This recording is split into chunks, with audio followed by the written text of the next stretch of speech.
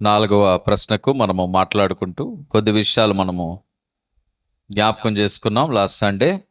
వాటిని మరొకసారి క్లుప్తంగా చూసుకుని ప్రభు నడిపింపుని బట్టి మనం ముందుకు వెళ్దాం. గలతీయులకు రాసిన పత్రిక 5వ అధ్యాయము 22-23 వచనాలు. అయితే ఆత్మఫలమేమనగా ప్రేమ, సంతోషం, సమాధానం, దీర్ఘశాంతము, దయాలత్వము, మంచితనము, విశ్వాసము, సాత్వికము, ఆశా నిగ్రహము. ఇట్టి వాటికి విరోధమైన నియమమేదియూ లేదు. క్రీస్తు యేసు సంబంధులు శరీరమును దాని ఇచ్చలతోనూ దురాశలతోనూ సిలువ వేసి ఉన్నారు. మనము ఆత్మను అనుసరించి జీవించే వారిమైతేమా ఆత్మను అనుసరించి క్రమముగా నడుచుకొందుము. ఒకరినొకరు వివాదము రేపకయు, ఒకరి యందొకరు అసూయ పడకయు, వృధాతిశయ పడకయు ఉందము. మంచిది. క్రైస్తవ ఆధ్యాత్మిక జీవన శైలి మిమ్మును ఆకర్షించిన అంశం. ఈ విషయాలను కూడా మనం మాట్లాడుకుంటున్నాం. ఆధ్యాత్మిక జీవన శైలిలో నన్ను ఒక అంశము ఆకర్షిస్తే, నన్ను ఒక విషయం ఆకర్షిస్తే అది ఏమిటి అనేటువంటి ఒక ప్రశ్నతో మనం ప్రారంభించుకుంటే, ఆధ్యాత్మిక జీవన శైలికి మరి ఆరంభము, పునాది, దాని యొక్క పరిపూర్ణత ఏదైనా ఉంది అంటే అది ప్రేమ అని మనం మాట్లాడుకున్నాం. ఎందుకంటే దేవుడు లోకాన్ని ఎంతో ప్రేమించాడు కాబట్టి లోకానికి అవసరమైన సమస్తమును మానవునికి అంటే ముందే సమకూర్చి మరి అంటే ఆ లోకమనగా మన కొరకు ఏర్పరచబడినటువంటి ఈ లోకమును ఆయన సమృద్ధితోటి ప్రేమతోటి నింపాడు. దేవునికి స్తోత్రం. సో కాబట్టి ఆయన ప్రేమ లేకుండా ఏది ఉద్భవించలేదు, ఏది అది సృష్టించబడలేదు, ఏది ఆవిర్భవించబడలేదు. ఆయన ప్రేమ లేకుండా సృష్టిలో మరి గొప్పవాడిగా చలమనవుతున్నటువంటి మానవుడు కూడా నిర్మించబడలేదు. సో కాబట్టి ఆయన ప్రేమను మనం జ్ఞాపకం చేసుకోవాలి. దేవుడు తన ప్రజల పట్ల ఆయన అమితంగా వాడినటువంటి ఒక అద్భుతమైన స్పందన ఏదైనా ఉందంటే అది ప్రేమే. దేవునికి స్తోత్రం. అది ఆత్మఫలము అంటున్నాడు. ఆత్మఫలాల్లో మొదటిగా ఒకవేళ ఆత్మఫలం గురించినటువంటి ఒక విత్తనం వేయబడితే ఆ విత్తనము మెల్లగా మొలకొచ్చి మొక్కయి ఒకవేళ ఫలం ఇస్తే ఆ మొదటి ఫలము పేరే ఏం చెప్తున్నాడంటే ప్రేమ అని చెబుతూ ఉంటున్నాడు. ఈరోజు మనందరిలో కొదువై ఉన్నది ప్రేమ. ఈరోజు మనందరిలో నింపబడాల్సింది ప్రేమ. ప్రేమ కొరకు ఎంత అందంగా మాట్లాడుకుంటామో దానికి వ్యతిరేకంగా అంత దారుణంగా జీవించేటువంటి జీవితాలు మనకున్నాయి. మనము ఎటువంటి ప్రేమతో నింపబడాలి అంటే మనము దైవికమైన ప్రేమతో నింపబడితేనే ప్రేమకి అర్థం. అంతే తప్ప మన స్వార్థపూరితమైనటువంటి ప్రేమలు, మనుష్యుల ప్రేమలతో మనం నింపబడితే ఆ ప్రేమలు కొంతవరకు వ్యర్థం. కాబట్టి దయచేసి అర్థం చేసుకుందాం. ఆత్మ ఫలము వలన కలిగినటువంటి ప్రేమ మనకేం దయచేస్తుందట? సంతోషాన్ని దయచేస్తుంది, సమాధానము, దీర్ఘశాంతము, దయాలత్వం, మంచితనము, విశ్వాసము, సాత్వికము, ఆశా నిగ్రహము. అంటే ప్రేమ అనేటువంటి ఒక ఫ్రూట్ ఉంటే ఆ ఫ్రూట్లో ఉన్నటువంటి రుచులు, లేదంటే ఆ ఫ్రూట్లో ఉన్నటువంటి గింజలు, లేదంటే ఆ ఫ్రూట్లో ఉన్నటువంటి తొనలు, ఆ ఫ్రూట్లో ఉన్నటువంటి ఇతరాత్ర వేర్ల వంటి వాటి యొక్క స్థితి, ఇవన్నిటినీ కూడా మనం ఇలాగ అంటే ప్రేమలో ఇవన్నీ కూడా ఫ్రూట్ ప్రేమ అయితే ఆ ఫ్రూట్లో ఉన్నటువంటి దాని నుంచి ఉద్భవించగలిగేటువంటివి ఇవన్నీ అని మనం ఆలోచన చేయొచ్చు. అలా కాదు పాస్టర్ గారు, 9 కూడా ఫలాలే కదా, 9 ఫలాలే. కానీ ఆరంభము నుంచి ఏదైతే ఆవిర్భావానికి ఆధారమైందో అదే ప్రేమ అని సెలవిస్తూ ఉంటుంటాడు. దేవునికి స్తోత్రం. క్రైస్తవ్యం అనగానే ప్రేమ. క్రైస్తవం అంటే తిరుగుబాటు కాదు, క్రైస్తవ్యం అంటే కుట్రలు కాదు, క్రైస్తవం అంటే అసూయలు కాదు. అందుకోసమే 25వ వచనంలో ఆయన అంటాడు, మనము ఆత్మను అనుసరించి జీవించు వారమైతేమా ఆత్మను అనుసరించి క్రమంగా నడుచుకుందాం. మనం ఆత్మను అనుసరించి జీవిస్తాము, అలా జీవిస్తాము అని మనం ఒకవేళ నిర్ణయించుకున్న తర్వాత మళ్ళా ఆత్మకు వ్యతిరేకంగా మనం పని చేయకూడదు. ఆత్మకు వ్యతిరేకంగా మనము పని చేయకూడదు. ఎవరికి వ్యతిరేకంగా పని చేసినా తప్పులేదు, కానీ ఆత్మకు వ్యతిరేకంగా పనిచేస్తే మాత్రము క్షమాపణ లేదు అంటాడు వాక్యంలో. మీకు అర్థమవుతుందా? మీరు ఎవరికి వ్యతిరేకంగా పనిచేసినా, అంటే మిగిలిన అన్ని విషయాల్లో కూడా మనకేముంటుందట, క్షమాపణ ఉంటుంది. కానీ ఆత్మకు వ్యతిరేకంగా పనిచేసేటువంటి వాడికి క్షమాపణ ఉండదు అంటాడు. దేవునికి స్తోత్రం కలుగును గాక. సో కాబట్టి దేవుని బిడ్డలైనటువంటి మనము జ్ఞాపకం చేసుకోవాల్సినటువంటి విషయం ఏంటంటే, ఆత్మను అనుసరించి జీవించే వారమై మనము ఉండాలి. మనం వచ్చింది ఆ క్రమంలో నడవడానికి, అక్రమంగా నడవడానికి మనం రాలేదు. చూడండి, ఎక్కడైనా కానీ ఒక క్యూలో మనం ఉన్నాం, ఒక క్యూలో, ఒక టికెట్ క్యూలో కానీ, ఒక రేషన్ షాప్ క్యూలో కానీ, ఇంకా ఎనీ క్యూ, ఏదైనా కొన్ని మనకి క్యూ ఉంటాయి. ఆ క్యూలో మనం నిలబడినప్పుడు ఎవరైనా అక్రమంగా వచ్చి కౌంటర్ దగ్గరికి వెళ్తున్నాడు అనుకోండి, ఎలా ఉంటుంది? కోపం వస్తుందా లేదా? ఎవరికి వస్తుంది కోపం? క్యూలో వెయిట్ చేస్తున్న వాడికి కోపం వస్తూ ఉంటుంటుంది కదా. అంటే ఎందుకు వస్తుంది కోపము? ఆ ప్రవర్తించిన వాడు, అంటే ఆ పక్క నుంచి వచ్చేవాడు యొక్క ఆ స్వభావము అక్రమాన్ని ప్రోత్సహించుకుంటున్నాడు. అక్రమముగా వెళ్తే తప్పేమీ లేదు అనుకుంటూ ఉంటున్నాడు కదా. ఎక్కడైనా కానీ మనమేమో వెయిట్ చేస్తున్నాం, నిరీక్షిస్తున్నాం, మన సమయం కొరకు మెల్లగా కదులుతున్నాం. కానీ ఒకటి అక్రమంగా మనకంటే ముందుగా వచ్చినప్పుడు ఖచ్చితంగా మనకేమొస్తుంది? కోపం వస్తుంది. సంఘములో ఆత్మను అనుసరించి నడుస్తానని వచ్చి ఒకవేళ అక్రమముగా ఎవరైనా జీవిస్తేగా దేవునికి చాలా కోపం వస్తుంది. దేవునికి స్తోత్రం. గమనించండి, ఆత్మ విషయంలో క్రమము లేనటువంటి వాడి విషయంలో దేవుడు చాలా కోపిస్తాడట. ఆయన ఎంత కోపిస్తాడంటే క్షమాపణ లేనంతగా కోపిస్తాడట.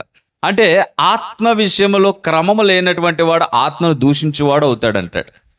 అంటే ఒక సిస్టమ్ను దేవుడు తన ప్రజలకు పెడితే ఆ సిస్టమ్ కాదని స్వోద్దేశముతో, స్వబుద్ధితో, స్వచిత్తముతో నడిచేటువంటి వాడు ఏం కాదులే అనేటువంటి ఆ చులకనైనటువంటి, ఆ తేలికైనటువంటి, ఆ తీసి పారేసేటువంటి ఒక స్వభావాల చేత ఒక వ్యక్తి ఉంటే మనిషి ఏమనలేడట. ఎదురుగా ఉన్నటువంటి ఒక వ్యక్తి ఏమనలేడు. ఒక భర్త పాడైతుంటే భార్య ఏమనలేదట, భార్య పాడవుతుంటే భర్త ఏమనలేడట. కానీ వీళ్ళలో ఉన్నటువంటి అక్రమము వలనైనటువంటి ఆ మార్గాల వలన ఎవరికి కోపం వస్తుందట? దేవునికి కోపం వస్తుంది. అంటే దేవుని యొక్క క్రమములో ఉండవలసిన వాడు అక్రమము చేస్తే ఇక్కడ ఎవరిని రిజెక్ట్ చేస్తున్నాడు? దేవుని ఆత్మని రిజెక్ట్ చేసేస్తున్నాడు. దేవుని ఆత్మనే రిజెక్ట్ చేసేస్తున్నాడు. కాబట్టి దేవుని ఆత్మను రిజెక్ట్ చేయడం వలన ఆయనకి చాలా కోపం వస్తుంది. ఎందుకంటే దేవుని ఆత్మ పాపాన్ని ప్రేరేపించదు, దేవుని ఆత్మ అక్రమాన్ని ప్రేరేపించదు, దేవుని ఆత్మ దుర్మార్గాన్ని ప్రేరేపించదు. కాబట్టి దేవుని ఆత్మ క్రమము. అయితే క్రమములో మనకి డోర్ ఓపెన్ చేస్తే మనకు కనిపించేది, లేదంటే ఆ క్రమము అనేటువంటి డోర్కు ఉన్నటువంటి పేరేంటి, లేదంటే దానికి ఉన్న లాక్ పేరేంటి అంటే లవ్ అంటాడు. మనం ఏం ఓపెన్ చేయాలట? ఒకవేళ లాక్ దగ్గరికి వెళ్తే అది లవ్వే ఉంటుంది, మన డోర్ దగ్గరికి వెళ్తే అది లవ్వే ఉంటుంది. అది ఏ లవ్? అది దేవుని ప్రేమ, అగాపే ప్రేమ, అది శాశ్వతమైన ప్రేమ. మనుషులు అనగా ఆత్మను అనుసరించి నడుచుకోవాలనుకున్నటువంటి వారు ఏం కలిగి ఉండాలట? ప్రేమ కలిగి ఉండుట చాలా అవసరం. ఒకవేళ అది కలిగి లేకపోతే ఆత్మను దూషించిన వారం అవుతామట. నోరెత్తి ఇంకొక మాట అనాల్సిన పని లేదండి. నీలో దేవుని ప్రేమ లేకపోతే నువ్వేమవుతావట? దూషించిన వ్యక్తిగా నువ్వు జమ చేయబడతావు.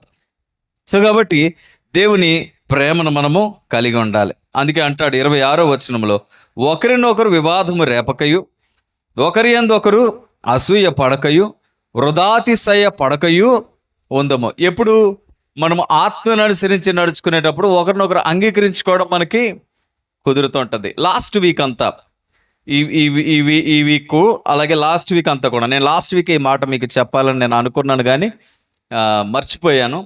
దేవుడు ఒక విషయాన్ని ప్రేరేపిస్తూ ఉంటున్నాడు. మనుషుల వలన మనము ఎక్కడో చోట ఆయాసంతో ఉంటాం. ఎందుకంటే మనము చిన్నప్పటి నుంచి త్వరగా కోపపడడం మనకు అలవాటైంది. మన జీన్స్ కూడా అవి ఇచ్చినాయి.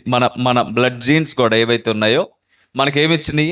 ఆవేశపడడం, కోపపడడం, ఇంకా వాటి వలన అయినటువంటి దానికి వాడవలసిన సాధనం ఏదైతే ఉందో నోటికి ఎక్కువ పని చెప్పడం, ఇష్టానుసారంగా మనం మాట్లాడడం.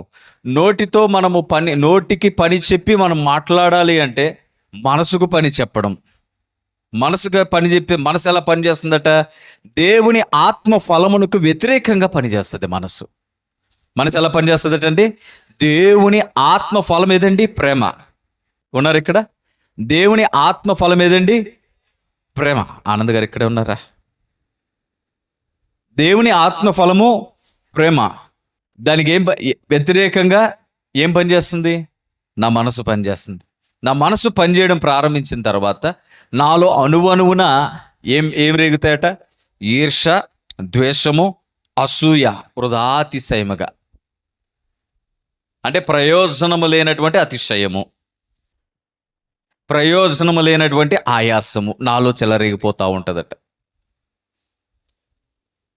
చనిపోయే లోపు లేదంటే చనిపోయేదాకా మనం మెయింటైన్ చేయాల్సింది ఏదైనా ఉందంటే ప్రేమే. కానీ త్వరగా మనం విడిచిపెట్టేది ప్రేమే. శాశ్వత కాలం పట్టుకోవాల్సింది ప్రేమే. త్వరగా వదిలేసేది ప్రేమే. ప్రేమతో చెప్పినంత వరకు ప్రేమే. ఒకవేళ గద్దింపు చెబితే ప్రేమ ఉండదు అక్కడ. మనం వెళుతున్న దారులను ప్రోత్సహిస్తే ప్రేమ, అది తప్పు అని చెబితే. కానీ వాక్యం మాట ఉంటుంది, ఏమంటుంది తెలుసా? మేలు కోరే స్నేహితుడు ఏం చేస్తాడట? గాయం అంటే ఏదో కత్తితో నరకడం, ఇంకేదో కాదు. నీ ఇష్టాన్ని ఒక్కసారి కొంచెం ఆనకట్టేస్తుంటాడు. నాన్న అది తప్పు, అది రాంగ్, అది రాంగ్ అని చెబుతున్నప్పుడు ఇష్టపడి వెళుతున్నటువంటి ఈ మార్గాన్ని ఒకటి రాంగ్ అని చెప్తే అక్కడ గాయపడుతూ ఉంటుంటాం. కానీ జ్ఞానం కలిగిన వాడట, బుద్ధి జ్ఞాన కుశలతలు కలిగినటువంటి వాడట ఏం చేస్తాడట? గద్దింపును సైతము ప్రేమిస్తాడట. ఇలా ప్రేమించేటువంటి వాడు ఎవడు అంటే, తెలియక అజ్ఞానముతో పాపము చేస్తూ, అతిక్రమం చేస్తూ, అక్రమం చేస్తున్నటువంటి వాడికి ఇది పనిచేస్తుంది. ఏది? ఇది రాంగ్ అంటే ఆగిపోయే ఒక చక్కటి ఫార్ములా పనిచేస్తుంది. కానీ వీడు ఆగట్లేదు అంటే మొదట వీడు దేనితో నింపబడలేదు అంటే వాక్యంతో నింపబడలేదు. వాక్యముతో నింపబడలేదు. దేవుని బిడ్డలారా, మనము వాక్యము దాని సారముతో నింపబడకపోతే మనము వేషాలు మాత్రమే, వేషాలంటే పైకి రూపాలు మాత్రమే, క్రైస్తవ రూపాలను మనం కనపరుస్తాం. కానీ మన మాట అన్యుని మాటలాగే ఉంటుంది. మన ప్రవర్తన అన్యుని ప్రవర్తనలాగే ఉంటుంది. మన ఆలోచన అన్యునిలాగే ఉంటుంది. వాక్యముతో నువ్వు నింపబడకపోతే, దేవునికి స్తోత్రం, చాలా డిఫరెన్స్ ఉంటుంది. నువ్వు దేవునిని మహిమపరిచేటువంటి ఒక పనిని నువ్వు పెట్టుకోవాల్సిందే. చాలా స్పష్టంగా అంటాడు, నన్ను గనపరచు వారిని. ఎలా గనపరుస్తావు నువ్వు? ఆయన ఆత్మనిచ్చాడు. ఆ ఆత్మ ఫలభరితంగా మార్చబడేటువంటి ప్రక్రియలో నువ్వు ఉంటే నువ్వు గనపరుస్తావు. తండ్రిని తల్లిని పిల్లలు ఎలా గనపరుస్తారు? ఎలా గనపరుస్తారండి? బర్త్డేలు గిఫ్ట్లు ఇస్తే గనపరిచినట్లా? ఫాదర్స్ డే, మదర్స్ డేకి ఏదన్నా సంథింగ్ సెలబ్రేట్ చేస్తే గనపరిచినట్లా? చెప్పిన మాట వినుట, మళ్ళీ అంత మాత్రమే కాదు, క్రమశిక్షణలు అంటే యాజ్ తల్లి తండ్రికి ఆయాసము పుట్టించకుండా జీవించడమే. తండ్రికి తల్లికి పిల్లలు వింటున్నారా? ఆయాసము పుట్టించకుండా జీవించడమే గనపరచడం. అబ్జర్వ్ చేస్తూ ఉంటారు. నాకు తెలిసిన ఒక తండ్రి, తన కుమారుడు ఎప్పుడు కూడా ఆ తండ్రి కష్టం కొరకు ఆలోచన చేస్తూ ఉంటాడట. ఎప్పుడు వాళ్ళిద్దరి మధ్య డిస్కషన్ ఉంటుందో లేదో నాకు తెలియదు. ఆ తండ్రి ఎప్పుడైనా నాతో కూర్చున్నప్పుడు, మా వర్డ్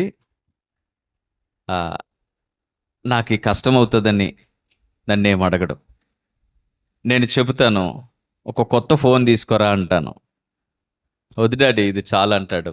ఆడ డిస్ప్లే అంతా పగిలిపోయి ఉంటుంది అంటాడు. మా వర్డ్ నాకు కష్టం అవుతుందని నా పాత బైక్నే వేసుకెళ్తుంటాడు.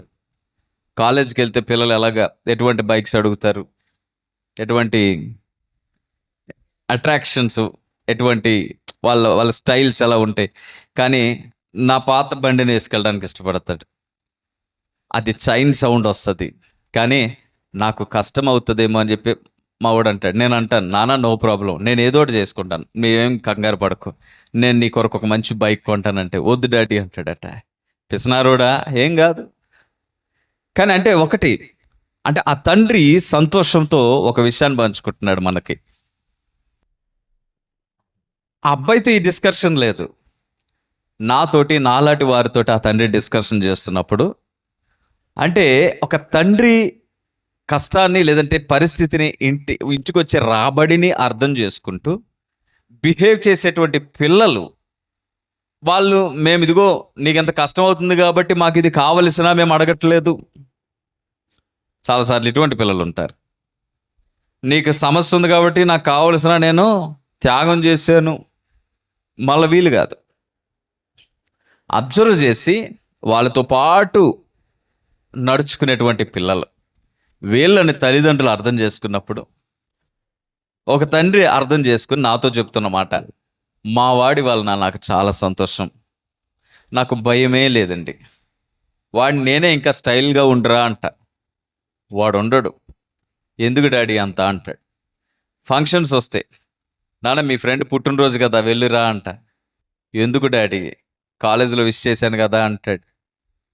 మన జనరల్గా మనకు జరిగేది ఏంటి, ఓ ఫంక్షన్ అంటే మనదే పుట్టినరోజు అన్నట్టు హడావుడి చేయడం. ఏమండి, మనదే పుట్టినరోజు అన్నట్టు హడావుడి చేయడం. అయితే నీ పుట్టినరోజు కదా నాన్న, నీ ఫ్రెండ్స్ని పిలువురా అంట. ఎందుకు డాడీ, కాలేజ్కి వెళ్ళినప్పుడు అక్కడ ఏదన్నా సరదాగా మేము ట్రీట్ చేసుకుంటాము. అంటే ఒక కల్చర్ని క్యారీ చేయడం, ఆ లెగసీని మెయింటైన్ చేయడం అనేటువంటిది ఎంత బాగుంటుంది. నేనేమంటానంటే ఇది ఇలా చేయడం తప్ప, అలా చేయడం తప్ప అంటే కాదు. వృధాతిశయముగా ఏది చెయ్యక, మనము మనుషులము ఎక్కువ పెట్టుబడి పెడతాం, ఎక్కువ ఎక్స్పెక్ట్ చేస్తాం, ఎక్కువ నష్టపోతాం, ఎక్కువ బాధపడతాం.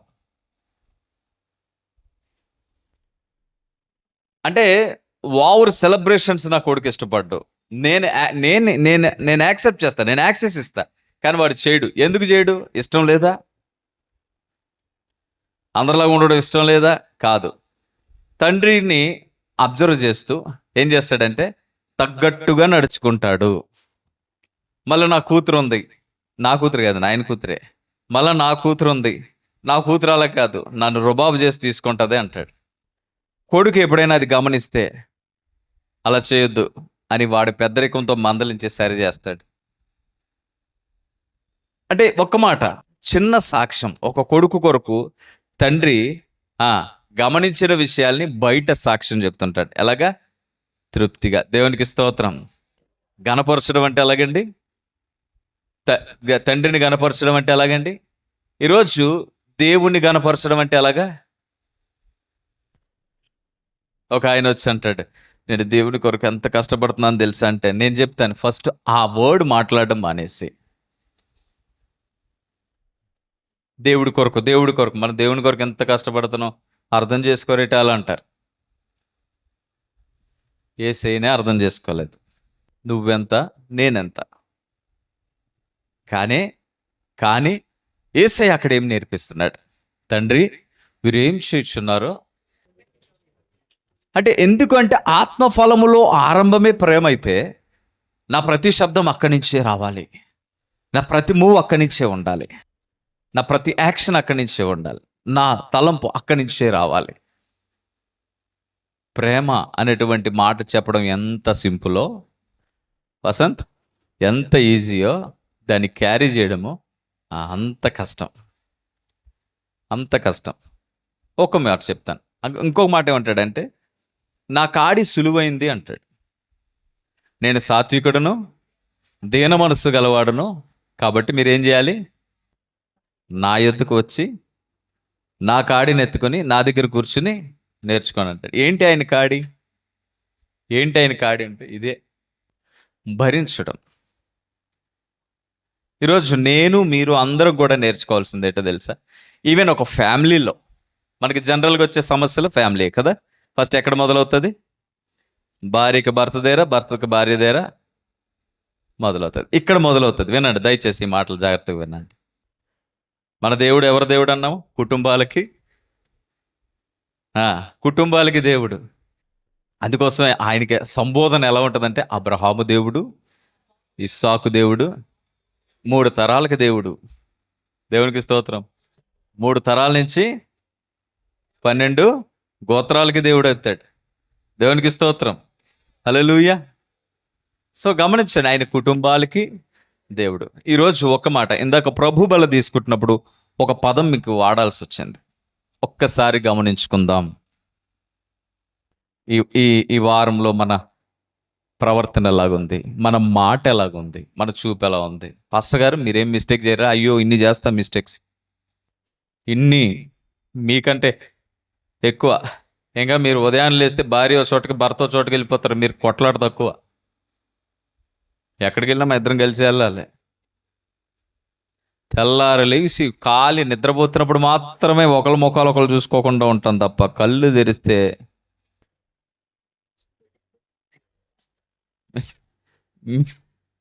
మీరు ధన్యులు. ఇంకా భర్త రాజుగారు ఎటు వెళ్ళిపోతారు, శ్రీరామ్ గారు ఎటు వెళ్ళిపోతారు, వీళ్ళు ప్రాబ్లం ఉంటుంది. ఎప్పుడో సాయంత్రం వచ్చి అలసిపోయి ఉంటారు, పనుల్లోనే మీరు బిజీ అయిపోతారు. కానీ మాకు అలా ఉండదు.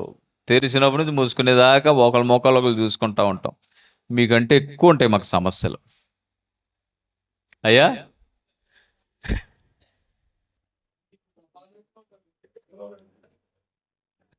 అనుకుంటున్నారు కదా. ఒకటండి, సమానం చేయగలిగేది ఏంటో తెలుసా? ఆత్మఫలం. హల్లెలూయా. మనల్ని సమానంగా చేయగలిగేది, బ్యాలెన్స్ చేయగలిగేది, మనల్ని బలపరచగలిగేది ఏదంటే, ఇప్పుడు నాకు విపరీతమైన కోపం వచ్చేసింది ఈ మీద.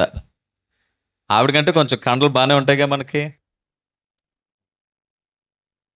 కానీ అక్కడ ఏం పని చేస్తుందంటే, నిజంగా నిజంగా నేను నేను మిస్టేక్స్ చేసిన రోజులు ఉన్నాయి, ఒప్పుకుందాం.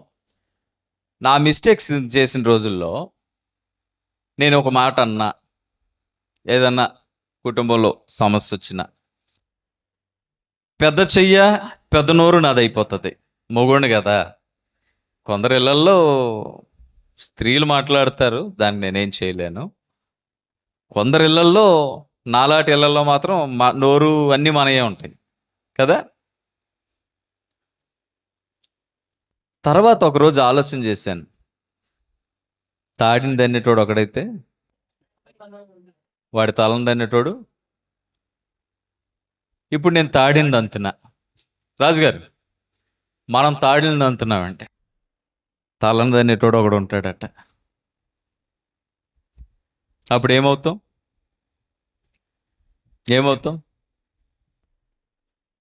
అంటే నా ఇంట్లో నలుగురు అయితే ముగ్గురు మీద నేను నింద వేస్తూ, మాటకి ఏదోటంటూ హింసిస్తుంటే, ఎవడైనా తలను దన్నేటోడు ఒకడు వచ్చి నన్ను బలహీనపరుస్తున్నట్టు ఎలా ఉంటుంది? నిజంగా అక్కడి నుంచి నేను మారడం మొదలుపెట్టా. ఒక విషయం అండి, ఏ వ్యక్తి కూడా అనుభవించకుండా ఒక విషయాన్ని స్ట్రాంగ్గా చెప్పలేడు. Any matter, any subject. ఒక వ్యక్తి ఏ విషయానైనా అనుభవించకుండా, ఈరోజు ప్రభు బలను అనుభవించకుండా నేను మీతో మాట్లాడలేను, వాక్యాన్ని అనుభవించకుండా మీతో మాట్లాడలేను. అట్ ద సేమ్ టైం నా బలహీనతలని నేను భరిస్తూ, మిస్టేక్స్ చేస్తూ, మళ్ళా అక్కడి నుంచి నేను లేవకపోతే, నేను లేవాలి, మనం బలహీనతలో ఉంటాం, లేవాలి అని ప్రోత్సాహకరమైన మాటలు మీకు నేను చెప్పలే. ప్రతి వ్యక్తిలో బలహీనత అంతే. దేవుడు మాట్లాడుతున్నాడు. ఒక మాట ఏమంటున్నాడంటే, నీకు ఆయాసం కలుగుతుంటుంది కదా, నీకు కొందరి మీద ఏం కలుగుతుంది? ఆయాసం కలుగుతుంది కదా, ఇబ్బంది కలుగుతుంది కదా, ద్వేషం కలుగుతుంది కదా. లోపల ఏమైతుంటో తెలుసా? అది వచ్చినప్పుడు రగిలిపోతూ ఉంటుంటాం. గమనించండి, నా ఇంటిలో ఉన్నటువంటి సభ్యులు కాక ఇంకెవడైనా అయితే నా కోపం ఎక్కడ ఉంటుంది తెలుసా? ఈ లెవెల్లో ఉంటుంది. నా ఇంటిలో ఉన్న వ్యక్తుల మీద మాత్రమే ఒక కంట్రోల్ ఉంటుంది, ఒక స్థాయికి వచ్చి ఆగుతుంది.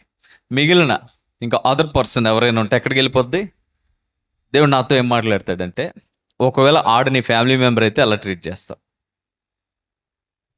ఫ్యామిలీ మెంబర్ విషయంలో మనము చూపించే కోపము, దాని శాతము, దాని కంట్రోల్, దాని యొక్క మోతాదు వేరుంటుంది. పరాయ వ్యక్తి దగ్గరికి వచ్చేటప్పటికి వేరుంటుంది కదా. ఫ్యామిలీ మెంబర్స్ దగ్గరికి వెళ్ళి మనం సారీ చెప్తాం, ఆవేశపడతాం, మళ్ళీ దాన్ని కవర్ చేయడానికి కొంచెం మంచిగా ఒక మంచి మూమెంట్ని మనం సెట్ చేసుకుంటాం, ఇదంతా ఉంటుంది. కానీ అదర్ పర్సన్, బయట వ్యక్తి దగ్గరికి వెళ్ళేటప్పటికి మన ప్రవర్తన, మన మన ఆ కోపము, ఆ అసూయ, ఆ ద్వేషపు స్థాయి ఎలా ఉంటుంది? ఆ వ్యక్తిలో ఉన్న మంచితనాన్ని చూడడం ఎంత మాత్రం మనకి రాదు. మీకు విషయం తెలుసా? ఆ వ్యక్తి ఇంటిలో కూడా ఆ వ్యక్తికి అది అలాగే ఉంటుంది. ఆ వ్యక్తికి కూడా నీ దగ్గరికి వచ్చేటప్పటికి సేమ్ సిమ్టమ్స్ పనిచేస్తుంటాయి. సేమ్ ఫార్ములా యూజ్ అవుతూ ఉంటుంటుంది. ఇక నేనేమంటున్నానంటే ప్రతి వ్యక్తిని దేవుడే క్రియేట్ చేశాడు. ఈరోజు మన పక్కింటి వ్యక్తిని కూడా ఏంట సప్పుడు ఏంటని ఒక వ్యక్తి మనల్ని తిట్టుకుంటున్నా ఆ వ్యక్తిని క్రియేట్ చేసిన వాడు కూడా అసలు గర్భఫలమే యెహోవా ఇచ్చిన బహుమానం. అయ్యో, మనిషి ఉద్భవించడానికి దేవుని ప్రణాళికే. హల్లెలూయా.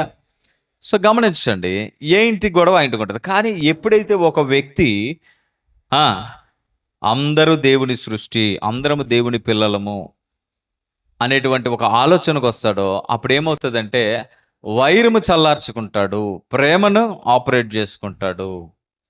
ఫస్ట్ గారు ప్రేమ కోసం ఇంత బాగా మాట్లాడుతున్నారు, ఇప్పుడు పూర్తిగా ప్రేమతో నిండిపోయారా అంటే అస్సలు కాదు. ఫస్ట్ దేవుడు నాతో మాట్లాడుతున్నాడు. దేవుని వాక్యము రెండంచెల గల ఖడ్గము, విత్తుచున్నవానికి వినుచున్నవానికి బోధపడునట్టుగా. ఏం పడునట్టుగా అండి? బోధపడునట్టుగా. కేవలము శబ్దము వచ్చి వెళ్ళిపోవడం కాదు, బోధపడాలి. బోధపడడం అంటే అర్థమైందా? అర్థమైందా అని అడుగుతాను, చూసారా? అర్థమైందా? మా టీచర్ అనేది ఎరా అర్థమైందా, అర్థమైపోయిందా? మాకు తెలియదు. అర్థమైపోయింది టీచర్. నాకు తెలిసినా నీకు అర్థమైపోయిందని అని. ఈరోజు సంఘాల్లో అర్థమవుతుందా, అర్థమై పోతుందా? మంచి విషయాలే, మనమేమి కారాలు మిరియాలు నూరుకోవడానికి రాలేదు ఇక్కడ. మంచి విషయాలే మాట్లాడుకోవడానికి వచ్చాం, మంచి విషయాలే బోధించడానికి, మంచి విషయాలే విని నేర్చుకోవడానికి. మంచి విషయాలు కాకపోతే మీరు కూడా రారుగా.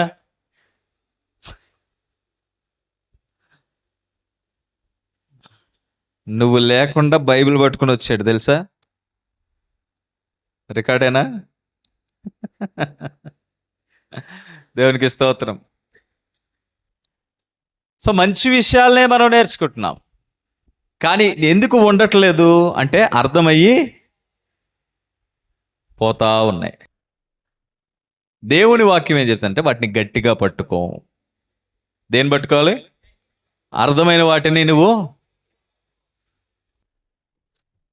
లేదంటే నువ్వు ఎటువంటి వాడువట? కొరింథీ పత్రిక 13వ అధ్యాయంలో ఏం చెప్తాడు? గనగనలాడు తాళమును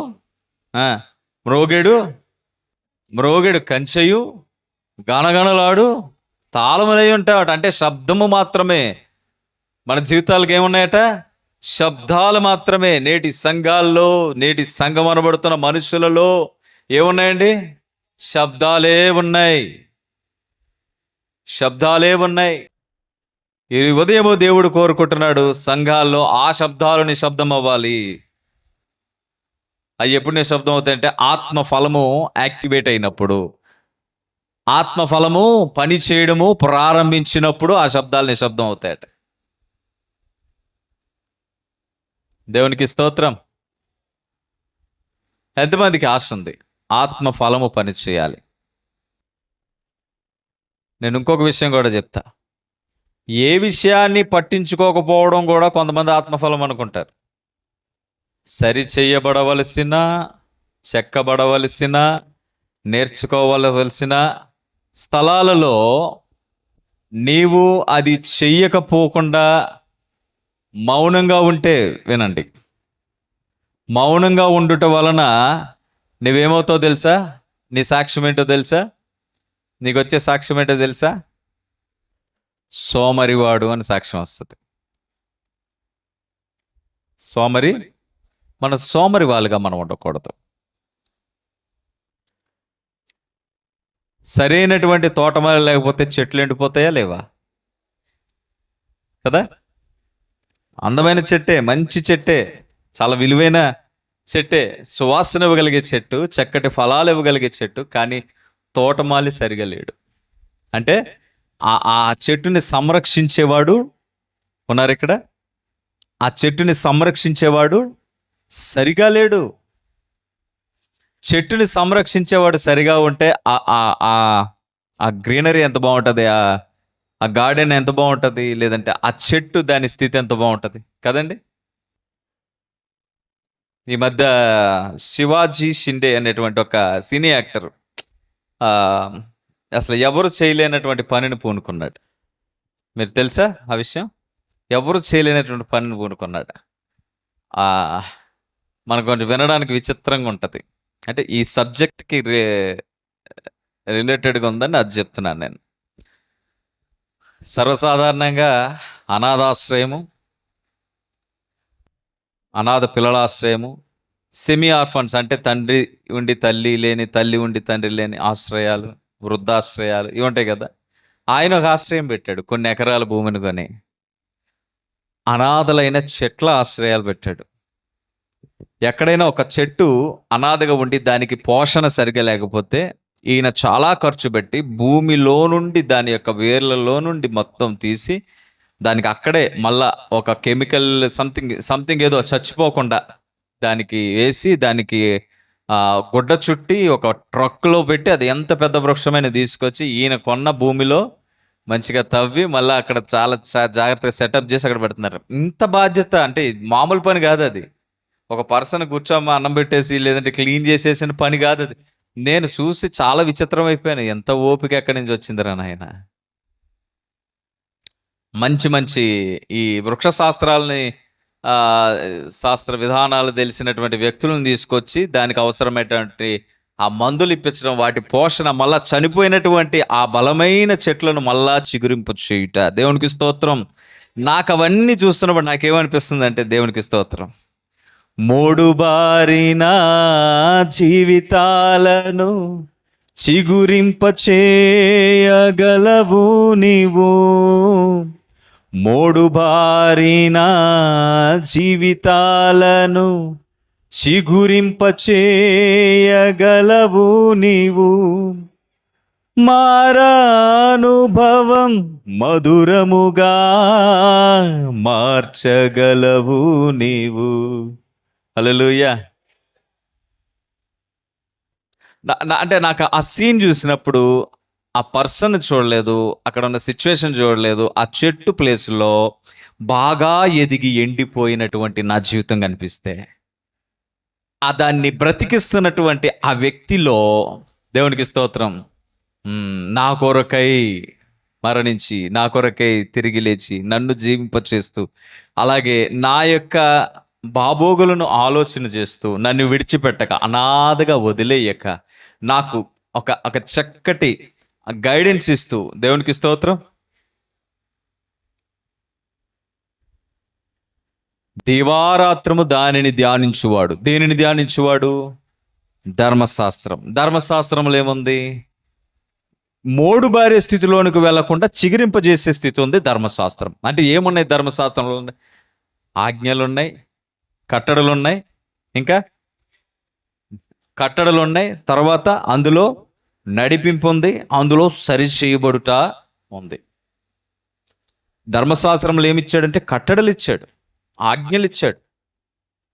రెండోది ఆజ్ఞలను పాటించడానికి మనల్ని పిలిచాడు, పిలుపునిచ్చాడు. పిలుపులో సరిగా లేకపోతే సరిచేసేటువంటి దేవుని ఆత్మ సహాయాన్ని కూడా మనకు అనుగ్రహించాడు. ధర్మశాస్త్రం దేని కొరకు అంటే ఒక మతాన్నో ఒక ఆచారాన్నో అట్లా మాకు ఇది అని చెప్పుకోవడానికి కాదండి. ధర్మశాస్త్రం దేని కొరకు అంటే నీవు మోడు బారకుండా. అందుకే అంటాడు, యెహోవా ధర్మశాస్త్రమునందు ఆనందించుచు దేవారాత్రము దానిని ధ్యానించువాడు ధన్యుడు. అతడు నీటి కాలువల యొర్న నాటబడిన వాడై ఆకు వాడక తన కాలమందు ఫలమిచ్చు చెట్టు వలె ఉంటాడు. దేవునికి స్తోత్రం. అతడు చేయనిదంతయు సఫలం. ఏ ఫలం ఇచ్చేవాడు? ఆత్మ ఫలం ఇచ్చేవాడు. దేవునికి స్తోత్రం. ఏ ఫలం ఇచ్చేవాడండి? ఆత్మ ఫలం ఇచ్చేవాడై ఉంటాడు. ఆకు వాడక తన కాలమందు ఆత్మ ఫలం ఇచ్చు చెట్టు వాడై ఉంటాడు. ఆత్మ ఫలము కలిగిన వాడు చేయనిదంతయు సఫలమగునని వాక్యం సెలవిస్తుంది. అతడు చేయనిదంతయు. ఈరోజు నా జీవితంలో ఎంత ప్రార్థన చేసినా, ఎన్నిసార్లు సహవాసాలకు వెళ్ళినా, ఎంత నేను ఒక చర్చ్ అపీరెన్స్ని, చర్చ్ అట్మాస్ఫియర్ని నేను ఫేస్ చేస్తున్నా, ఎక్స్పీరియన్స్ చేస్తున్నా, నేను అక్కడే ఉన్నానా? లేదు. నాలో ఫ్రూట్ లేదు, నాలో ఆత్మ ఫలము లేదు. ఆత్మ ఫలము అనగా ప్రేమ, సంతోషం, సమాధానం, దీర్ఘశాంతం, దయాలత్వం, మంచితనం, విశ్వాసం, సాత్వికం, ఆశా నిగ్రహం. దేవునికి స్తోత్రం. ఇవి నాలో ఉంటే అతడు చేయనిదంతయు. దేవునికి స్తోత్రం. ఈరోజు నీ నా జీవితంలో సఫలము చేయగలిగేది ఏదైనా ఉందంటే ఆత్మఫలమే.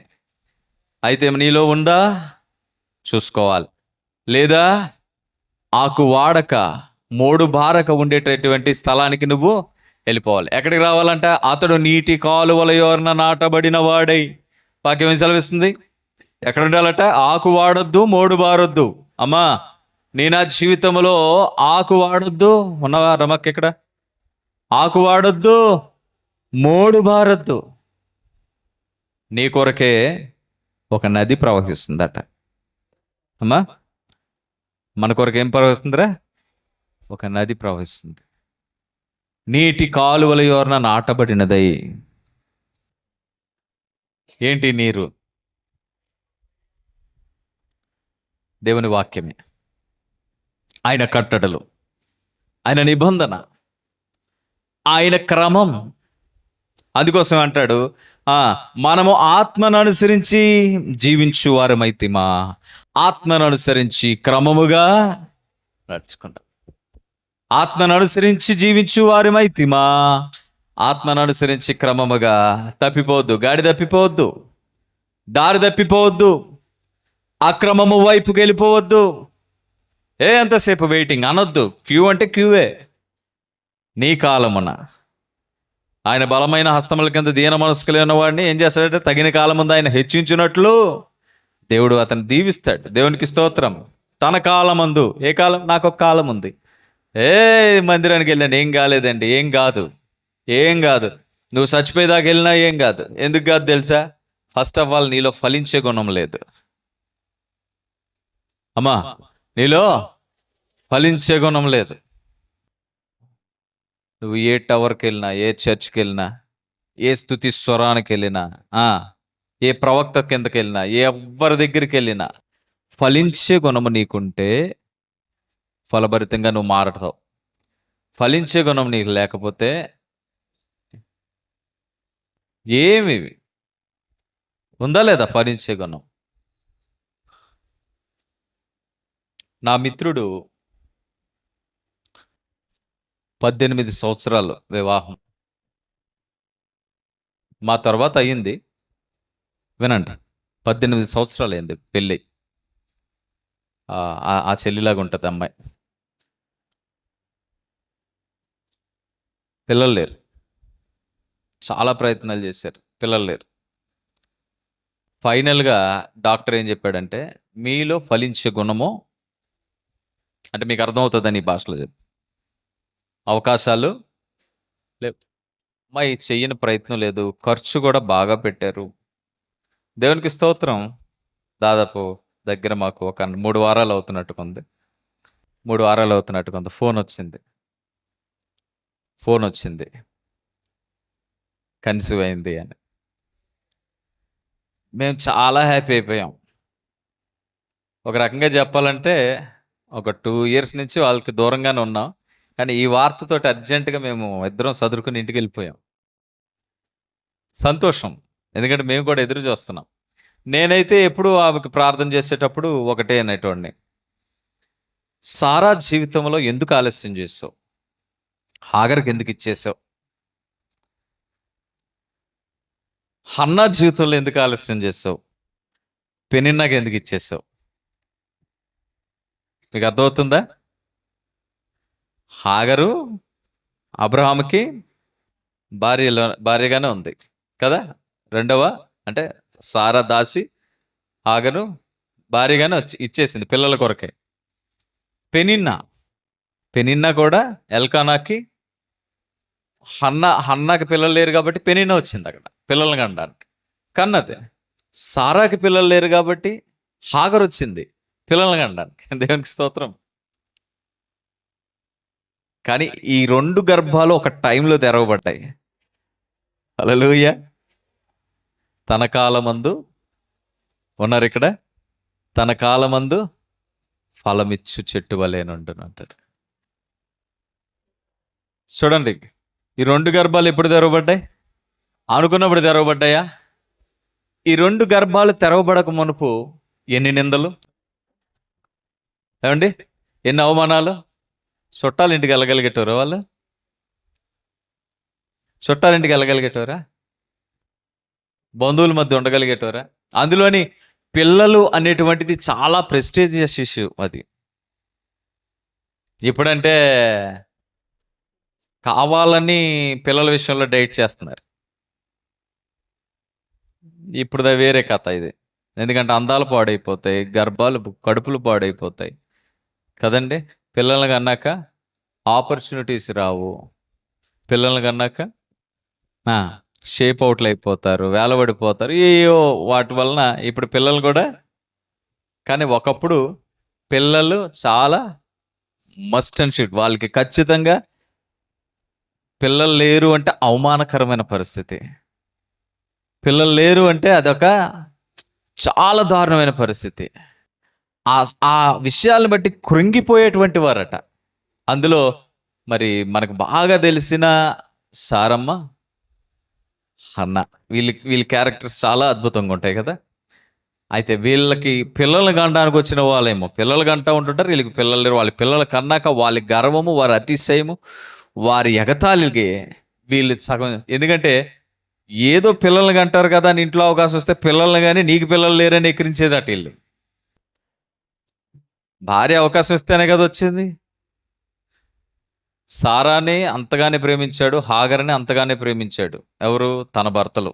ఎల్కానా హన్నాను అంతగానే ప్రేమించాడు, సారాని అబ్రాహం గారు అంతగానే ప్రేమించారు. వచ్చిన వాళ్ళు వచ్చినట్టు ఉన్నారు, పిల్లల్ని కంటున్నారు. కానీ దేవుని ఫలాలు ఏవైతే ఉన్నాయో అవి రిలీజ్ అవ్వడానికి టైం పడుతుంది. దేవునికి స్తోత్రం. ఇవి మెన్షన్ చేస్తూ నేను ప్రార్థన చేసేటోడిని. నా వరకు పొరపాటున పాస్టర్ గారు మీ ప్రార్థన వాళ్ళ పిల్లలు పుట్టారా అనకంటే, దేవునికి స్తోత్రం, నేను ఎప్పుడో చేశానని చెప్తున్నా ప్రార్థన. ఇప్పుడు కాదు, ఎప్పుడైనా చేస్తే అవి గుర్తు చేసుకుని చేసేటోడిని.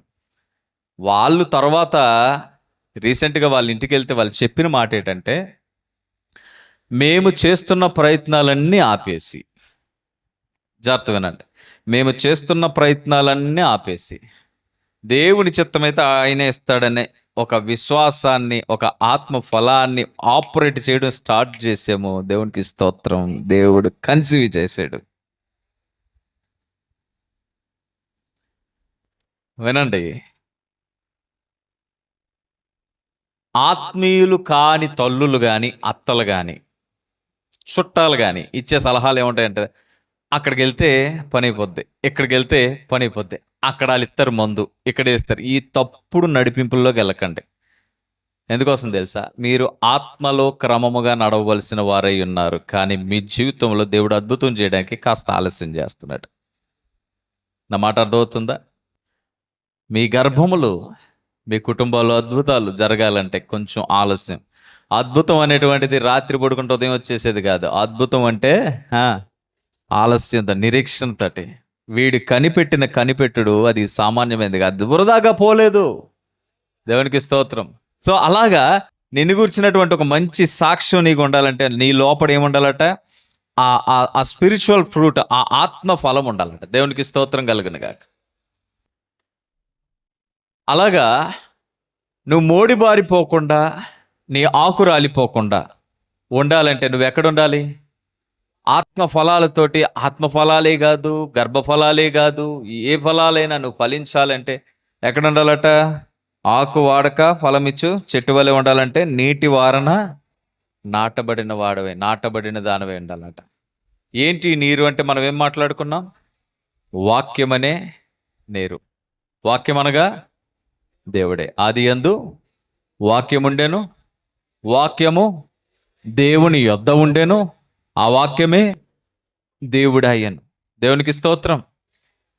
ఆ వాక్యము లేకుండా ఏది భూమి మీద రాలేదు. వాక్యం అంటే వాక్కు రిలీజ్ అవ్వడంతోనే అన్నీ. ఆయన వాక్కు రిలీజ్ చేస్తే చాలు, ప్రళయాలు ఆగుతాయి, ఉప్పెనలు సద్దుమణుగుతాయి, ప్రకృతి నెమ్మలిస్తుంది. ఈయన ఎవరు? గాలిని తుఫానుని సైతం గద్దిస్తున్నాడు అనుకుంటున్నారట పడవలో కూర్చొని. శిష్యులు, మనలో ఒకడు కదా, కార్పెంటర్ గారు కొడుకు కదా, ఏదో సేవ అని వచ్చాడు, ఏదో 4 మంచి మాటలు చెప్తున్నాడని వెనకాల తిరుగుతున్నాం, కానీ ఈయనేట్రా బాబు గాలిని వానని సముద్రాన్ని సైతం గద్దిస్తున్నాడు, ఎవరు ఈయన? ఇప్పుడు యోసేపు కొడుకులా చూడట్లేదట. ఈయన ఎవరు? దేవునికి స్తోత్రం. అద్భుతం ఎలా ఉంటుంది తెలుసా? ఆశ్చర్య కార్యాలు ఎలా ఉంటాయి? దేవునికి మహిమ కలుగును గాక. ఆయన వాక్కు రిలీజ్ అయితే నీ జీవితంలో అద్భుతం. ఈరోజు నువ్వు నేను ఎదురు చూడాల్సింది ఆయన మాట నీ జీవితంలో రిలీజ్ అవ్వడానికి. అది రిలీజ్ అవుతుందా? దాన్ని రిసీవ్ చేసుకునే పరిస్థితిలో నువ్వు ఉన్నావా? అసలు నేను ఇందాక పాయింట్ ఎందుకు చెప్పానంటే, కొంతమందికి ఫలభరితమైన గుణము లేకపోతే నువ్వు ఎన్ని ప్రాంతాలకు వెళ్ళినా ఫలభరితం కావు. కానీ ఎప్పుడైతే దేవుని మాట వినడం నువ్వు నేర్చుకుంటావో అక్కడ ఫలభరితమైన అనుభవం నువ్వు అనిపిస్తావు అనేది ఇందాక దాని కంక్లూజన్. ఇప్పుడు అది నేను చేస్తాను ఏంటంటే, మన జీవితంలో కూడా ఫలించే గుణము మనకుంటే ఫలభరితంగా మనం మారుతాం. ఫలించే గుణము మనకి లేకపోతే ఫలభరితంగా మనము మారలేము. ఫలించే గుణం ఎక్కడి నుంచి వస్తుందట? మనకి విధేయతలోంచి, లోబడుటలోంచి వస్తుంది. ఫలించే గుణం ఎక్కడి నుంచి వస్తుంది? లోబడుటలో నుంచి వస్తుంది.